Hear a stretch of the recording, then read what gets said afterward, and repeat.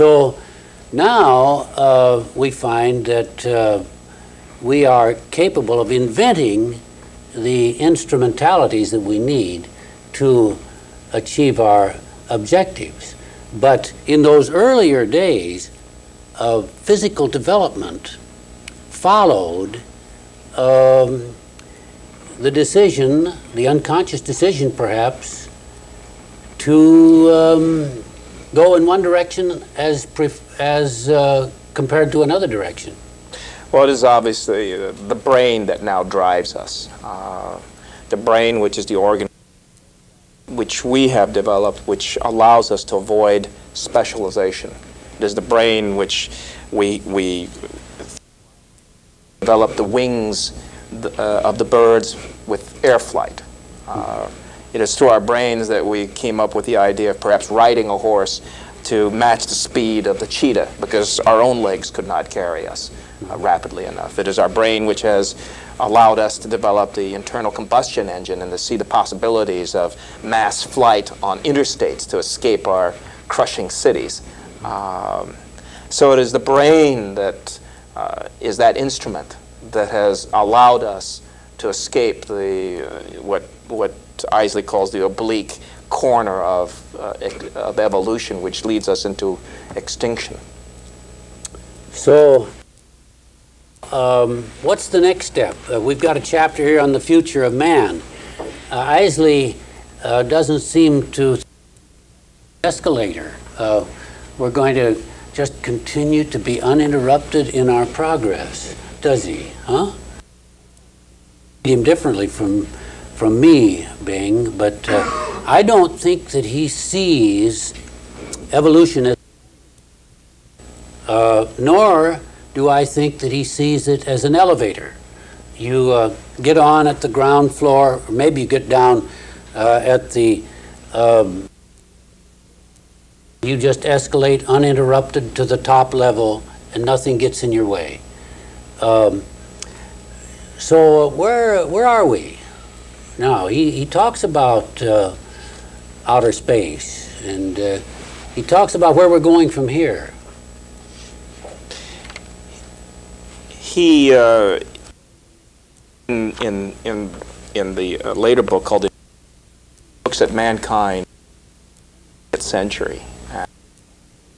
And then he also looks backward, doesn't he? He says, we may well be going back to where we were, and that wouldn't be so bad. So, in some ways. So, the with is that we live with this. Some people cannot live with any element of uncertainty or risk. And I think Eiseley comes out at the point of saying that we have to live with risk every day of our lives, and to do that may be the counterpart to what tradition calls faith. Well, I think he does it very well in this last book, The Invisible. He talks about mankind in the 20th century, and he summarizes it, if I can read this last part. The story of the great saviors, whether Chinese, Indian, Greek, or Judaic, is the story of man enlightening himself, not simply by tools, slow inward growth of the mind that made and may yield knowledge of itself.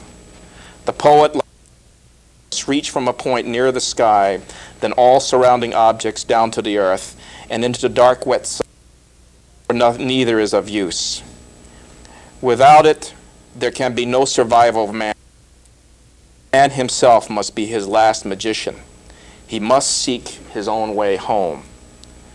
And he talks about the Apollo 13 flight that was crippled, looking at a modern piece of technology. Apollo 13, as it swerved homeward, her desperate crew intent, if nothing else availed, upon leaving their ashes on the winds of earth. A love for in man's roving mind had momentary mastery. A love for the green meadows we have so and desecrated to our cost. Among Earth's leafy shadows, the most poignant thing the astronauts had revealed in their extremity was the nostalgic call still faintly ringing on the winds from the sunflower forest. In this book, and I think we're looking at man in the 20th century, when he speaks of the sunflower forest, again, the forest to the natural world. The sunflower forest is man's sacred center, and in moments of sanity, he must still seek refuge there. You know, he keeps finding symbols in the lower orders, which almost leads you to one step back now before we can take 2 steps forward, evolutionarily speaking.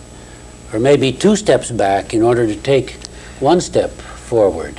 For example, he's preoccupied with this spider that he sees casting her toward that street light in the fall, and he reminds himself, when the frost sets in, find any light you can find. The spider and the crow. Now, who identifies with crows? He's the friend of this crow who comes down in the fog, and the crow gets confused, and he sympathizes with the crow instead of trying to shoot the crow. Yeah, the crow is flying through the fog, disoriented, particularly when he sees Eiseley. And the reason the crow is so confused is because it's wondering, has the most greatest of all evil possibilities occurred that man can fly now? Because it thinks around, and all of a sudden Eiseley appears out of the mist, and has its greatest nightmare occurred. An interesting statement. And what did you think of I think certainly that section where the are all chirping away, and the raven and clutches away at the young baby bird, baby sparrow, and the sparrows lead a chorus of protest that this raven has done this evil thing and taken one of its young, and yet the sparrows then quiet down and reaffirm the beauty of life. When they reaffirm that what the raven has done, one sparrow, after a brief silence, begins to chirp. And Eiseley and the other sparrows join in with the chirping. Get the message. That life is more powerful than death. And the hawk sparrow that he catches out in the West, when he's staying with Bert and Marion Schultz, incidentally, on one of their archaeological, he sets the male free. He traps it, and he sets it free, and then the female that has disappeared now reappears, and the 2 of them find each other, headed upward to live happily ever after. There's a primordial union. The joy of reunion. We've been talking about The Immense Journey by Loren Eiseley, and it is Loren Eiseley's first book. This was his lead-off hitter, this book. People would say that it was his most. There might be others who would say that others would rank higher, but certainly it's a very book full of metaphors and full of poetry. Loren Eiseley, and tune in for the next book.